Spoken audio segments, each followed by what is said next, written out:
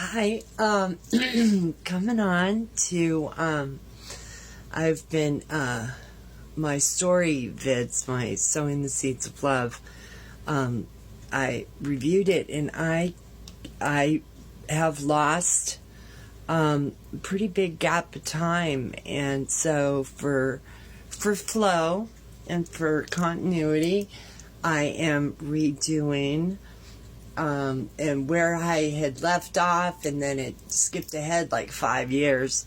I left off where I had moved to Minnesota with he was my first love, Randy, and we were in Minnesota, and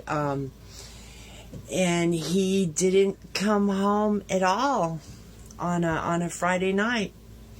And in the morning, because the week before he came home at 4 a.m.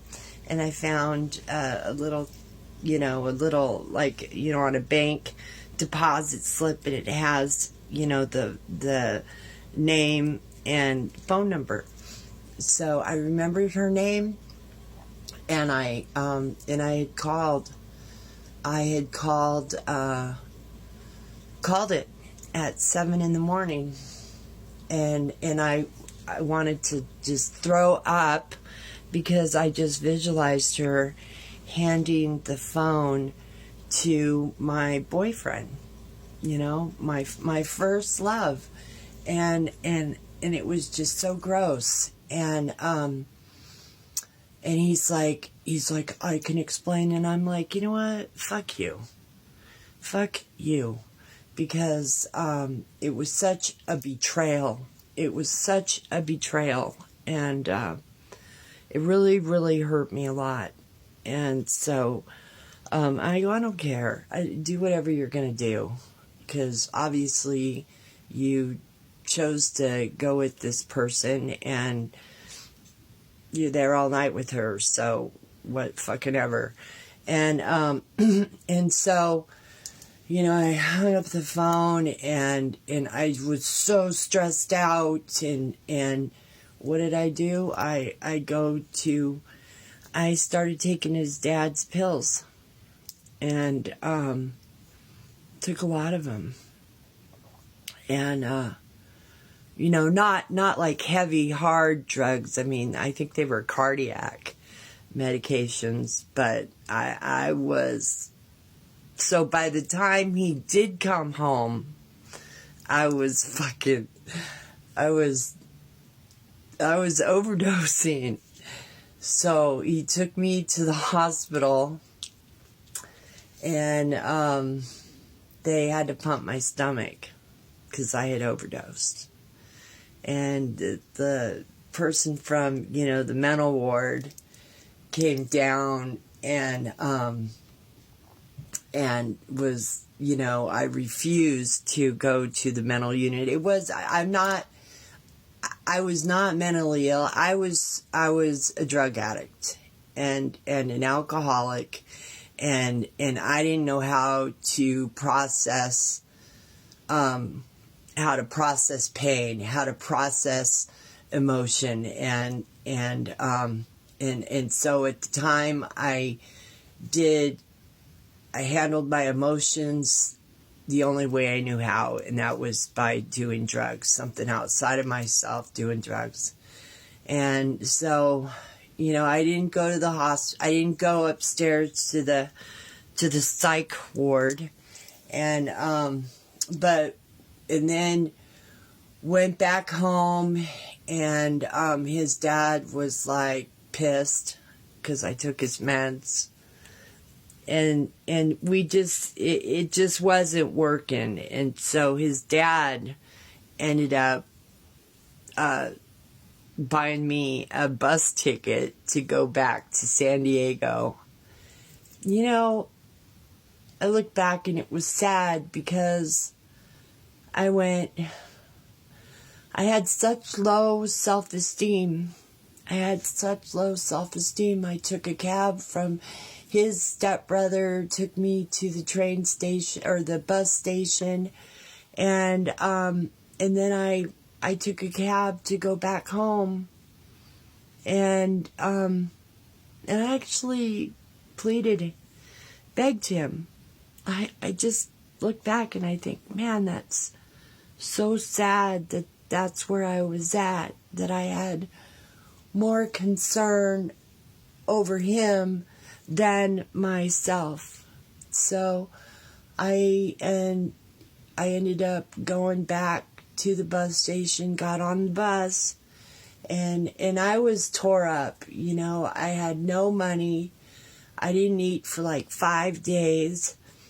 And I got to San Diego, and back home, my sister picked me up, and she's like, Mel, oh my God, you look awful. Because I'd just been drinking, you know. That's how I dealt with it, drinking. And got home, and I didn't know, but he was like calling every day. And my parents and my family didn't want me to know. They wanted, because he was not good for me. He was not good for me. But I answered the phone, and it was him. And he ended up coming back to San Diego, and we moved in together. And we lived together for a couple years, but man, we tore each other up. Because his alcoholism had progressed to where he was drinking. When he started drinking, he couldn't stop. And then I was like a fiend with pot. I think I once smoked an ounce of pot in one day. He went to work, and I just sat there, and I just did bong after bong after bong, until there was maybe a couple hits left. And he comes home, and he's like, and I made sure I always bought it, because I could be in control of it, and nobody could tell me how much I could or couldn't smoke or hold me back. And so it was just not a, you know, one time I threw a bong with the, you know, the bottom part being like real thin. He came home from work, and he was like, give me a bong. And he goes, and he was being all mean, and I'm like packing the bowl, going, I'll give you a fucking bong. And I threw it at him, and it sliced his face. It sliced his face and started bleeding really bad. And, you know, it's just that we were just so young, and both of us didn't have self-esteem. He had maybe more confidence than me, but it was just a very destructive relationship. And, you know, and how I dealt with him, you know, because that was the first cut is the deepest, with when he chose to go with somebody else to you know, relieve himself because of the problems we were having. And and so we stayed together, but you know, I started doing drugs more. I tried heroin when he was at work one day, and I didn't shoot it up. But the friend from school who I had known, and she was a dealer, she broke off the point and squirted it in my nose, and I got high. But, you know, and then I didn't think to hide the spoon because it was burnt, and he comes home, and he's like, what is this? And I go, oh, I was making a cup of coffee, and I lit a cigarette at the same time, and the spoon caught on fire. And he goes, you know what? I'll put up with your pot. I'll put up with the drinking, but I'm not going to put up with being with a junkie. And I said, I didn't shoot it up.